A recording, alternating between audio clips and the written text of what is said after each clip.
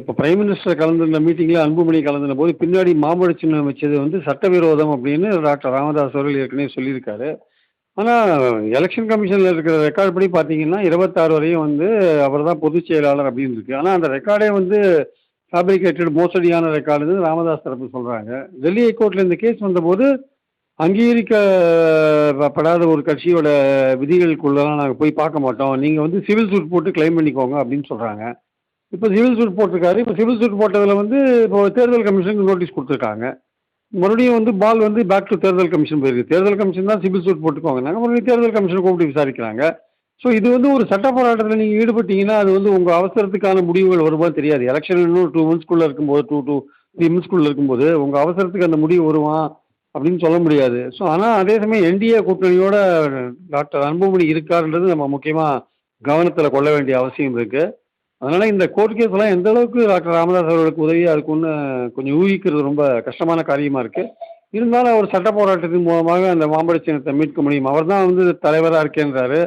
அந்த ரெக்கார்ட்ஸ் எல்லாம் ஃபோர்ஜரி பண்ணிட்டார் அன்புமணின்றார். பட் அன்புமணி சொல்றாரு, நான் முறைப்படி பொதுக்குழுவால தேர்ந்தெடுக்கப்பட்டு பதவி நீட்டிப்பு செய்யப்பட்டேன் அப்படின்னு அவர் சொல்றாரு. ஸோ இது எதுல வந்து சிவில் கோர்ட் வந்து எப்படி நாளைக்கு எலெக்ஷன் கமிஷன் என்ன ஃபைல் பண்ண போறாங்க? இது அங்கீகரிக்கப்படாத கட்சி, அங்கீகாரத்தை இழந்த கட்சி, நாங்க விதிகளுக்குள்ள போக முடியாது. சிவில் சூட் தான் எனக்கு ஒரே வழி. நீங்க பார்த்து தீர்மானிங்கன்னு சொல்லப் போறாங்களா? இல்ல என்ன பண்ண போறாங்கன்றத மறுபடியும் டெல்லி ஹைகோர்ட்ல சொன்ன அதே விஷயத்த தான் இங்கேயும் மெட்ராஸ் ஹைகோர்ட்லயும் சொல்லப் போறாங்களா இல்லையான்றத பொறுத்து இருந்து தான் பார்க்கணும்.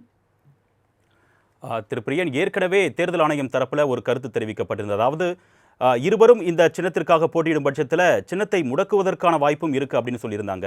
இந்த நிலையிலே இந்த வழக்கு தொடர்பாக இப்போ இவ்வளோ காரசார விவாதங்கள் நடைபெற்றிருக்கக்கூடிய நிலையில மாம்பழம் சின்னத்தை அதாவது முடக்குவதற்கான வாய்ப்பு ஏதேனும் இருக்கா? தெரியல. இப்ப இருக்கிற அரசியல் சூழல்ல அதை முடக்குவதற்கான வாய்ப்புகள் ரொம்ப ரொம்ப குறைவா இருக்கிறத பார்க்குறேன். இதை பத்தி இன்னும் விளக்கினா வந்து தேர்தல் கமிஷன் எப்படி பாரபட்சமா நடந்திருக்குது அப்படின்ற முறையை நம்ம சொல்ல வேண்டிய அவசியம் இருக்கும். அது சிவசேனாவாகட்டும், என்சிபி பவர் விஷயமாகட்டும், வேறு பல கட்சிகள் விஷயத்திலே ஆகட்டும், எப்படி வந்து எலெக்ஷன் கமிஷன் நடந்துக்குதுன்றதெல்லாம் வந்து எல்லோருக்கும் தெரிந்த விஷயம்தான்.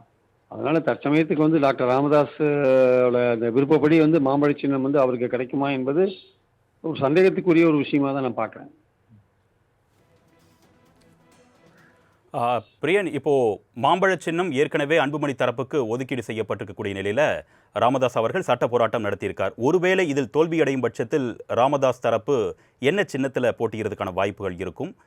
ஏதேனும் பெரும் கட்சியுடைய சின்னத்தில் சார்ந்து போட்டியிடுறதுக்கான வாய்ப்புகள் ஏதேனும் ஏற்படுறதுக்கு சூழல் இருக்கா? முதல்ல உங்களுக்கு கூட்டணி கட்சியே இன்னும் முடிவாகலை இல்லையா? உங்க திமுக கதவை தட்டினாங்க. திமுக அவங்க சேர்க்கிற மாதிரியான ஐடியாவில் இல்லை. தாவேக்காவோட பேச்சுவார்த்தை நடத்துறதா சொன்னாங்க. தாவேக்கா அறிக்கை விட்டாங்க. யாரு கூடயும் நாங்கள் பேச்சுவார்த்தைலாம் நடத்தலைன்னு சொல்லிட்டாங்க. இப்போ அவர்களுக்கு இருக்கிற ஒரே வழி எனக்கு தெரிஞ்சு என்டிஏ அமித்ஷா வந்து எப்படியும் பாமக ராமதாஸையும் பிடிச்சி என்டிஏக்குள்ளே சேர்க்கணும்னு நினைக்கிறார். ஏன்னா பாமகவுடைய ஓட் பேங்க் ஸ்பிளிட் ஆச்சுன்னா அது என்டிஏக்கு நஷ்டம். அதனால இருக்கிற ஓட் பேங்க் இது 4 முனை போட்டியில் 1000 ஓட்டு 500 ஓட்டு தான் ரொம்ப முக்கியமான விஷயம். அதனால ஒரு தொகுதியில் பாமகவோட ஓட்டு 500 1000 ஓட்டு பிரிஞ்சு ராமதாஸ் அவர்களுக்கு போச்சுன்னா அது வந்து என்டிஏக்கு நஷ்டமான ஒரு விஷயமா இருக்கும். இன்னொரு கட்சிக்கு லாபமான விஷயமா இருக்கும். அதனால என்டிஏ வந்து அவங்க முயற்சி பண்றாங்க. எப்படியாவது இப்ப ராமதாஸை வந்து அந்த என்டிஏ சேர்த்துடணும்ட்டு. அது அவர்கள் வந்து அன்பு பாஜக வந்து தொடர்ந்து இப்ப டிடிவியை இழுத்தாங்க. அதிமுகவை முதல்ல இழுத்தாங்க. அப்புறம் பார்த்தீங்கன்னா, இப்போ வந்து பாமகவை ட்ரை பண்ணி பார்க்குறாங்க. தேமுதிகவை இழுக்கிறாங்க.